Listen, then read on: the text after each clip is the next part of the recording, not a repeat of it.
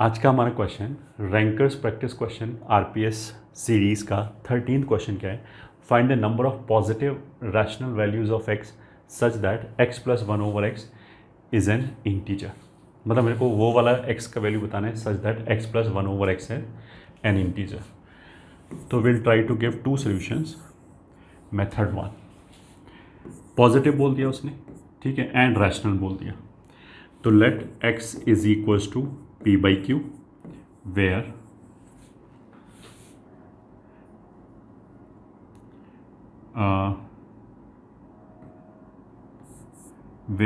P comma Q are natural numbers and have no common factor।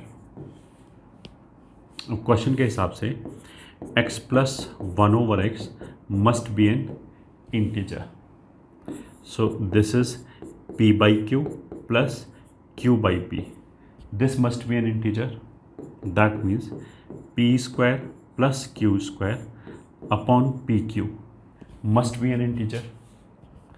अब अगर ये integer है उसका मतलब क्या है? अच्छा, p और q के बीच में कोई कॉमन फैक्टर नहीं है। This implies P square plus Q square को पी भी डिवाइड करेगा एंड क्यू भी डिवाइड करेगा individually. This implies P divides P square plus Q square. This implies P जो है पी स्क्वायर को तो डिवाइड करेगा ही करेगा, उसका मतलब क्या है कि P must divide Q square. But यहाँ तो हमने बोला था कि there is no common factor, तो फिर पी क्यू स्क्वायर को कैसे डिवाइड करेगा?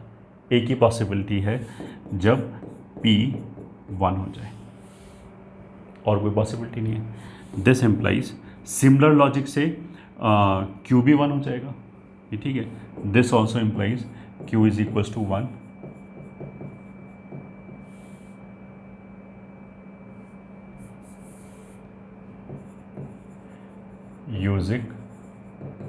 यूजिंग सेम लॉजिक, मतलब P must divide this and Q must divide P square plus Q square, ठीक है। तो दैट वुड इम्प्लाई, अगर P और Q दोनों 1 हो गया, this implies x is equals to 1 is the only solution and that will imply number of positive rational values बोला है, तो रिक्वायर्ड नंबर ऑफ वैल्यूज कितना हो जाएगा? दिस इम्प्लाइज रिक्वायर्ड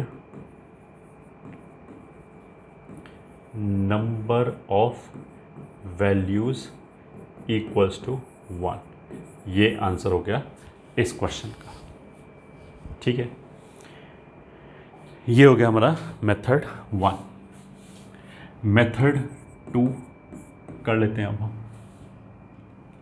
मेथड 2 में let x plus one over X equals to Q and x जो है Q नहीं बोलते हैं, कुछ भी लैम्डा बोल सकते हैं, जहाँ पे x रैशनल है and lambda is an integer. This is given. तो this equation will be x square minus lambda x plus 1 equals to 0। ये क्वालिटी की इक्वेशन हो गया। इसका जो रूट आएगा that will be lambda plus minus root B square minus 4ac upon 2a से ये आ जाएगा। For x to be rational, ये रैशनल है, ये रैशनल है, तो ये रैशनल होना चाहिए, ये वाला टर्म।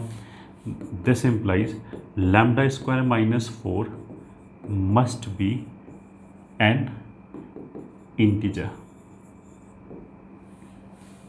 ठीक है। हमारे पास यहाँ तक आ गया। अब देखो, जो लैम्डा स्क्वायर माइनस 4 है, lambda square minus 4 definitely lambda square से छोटा होगा, ठीक है। और मैं मान लेता हूँ कि ये लैम्डा माइनस 1 से बड़ा होगा। क्यों होगा बड़ा? हम उल्टा सॉल्व कर लेते हैं। When it will be greater than this, तो एक बार हम देख लेते हैं। इफ़ लैम्डा माइनस 1 का square is less than lambda square minus 4, lambda square minus 2 lambda plus 1 is less than lambda square minus 4, that means 2 lambda is greater than 5, this implies lambda is greater than equals to 3, क्योंकि lambda integer है, 5/2 आ गया तो मतलब greater than equals to 3। तो हम इसको ऐसे बोल सकते हैं, for lambda greater than equals to 3 this will happen, this will happen. अब ये तो दो कॉन्जिक्यूटिव इंटीजर्स के स्क्वायर हो गया, तो दो कॉन्जिक्यूटिव इंटीजर्स के स्क्वायर के बीच में कोई परफेक्ट स्क्वायर नहीं आ सकता। जैसे अगर मैं बोलूँ 11 स्क्वायर और 12 square, 11 square is 121, 12 square is 144, तो उसके बीच में 121 एंड 144 के बीच में कोई परफेक्ट स्क्वायर नहीं आ सकता ना, क्योंकि यही दोनों कॉन्जिक्यूटिव है। This implies lambda square minus 4 can not B, this must be an integer, this must be an square of integer, या फिर root of this must be an integer, ऐसे होना चाहिए। Can not be perfect square for lambda greater than equals to 3। X का उसने positive rational बोला है, तो ऑफकोर्स लैम्डा भी एक पॉजिटिव इंटीजर ही हो सकता है। पॉजिटिव इंटीजर में 3 और 3 से बड़ा रिजेक्ट हो गया, तो क्या बचता है? Case 1, if lambda is equal to 1 then ये इमेजिनरी हो जाएगा, देन रूट्स ऑफ 1, मान लिया ये 1 है, will be imaginary implies rejected, and case 2, if lambda is equals to 2 then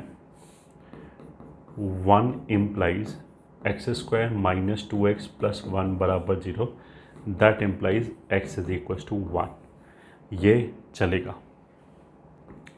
so only one value of x exist. ठीक है, बस ये आंसर हो गया। I hope you have enjoyed this question. All the best.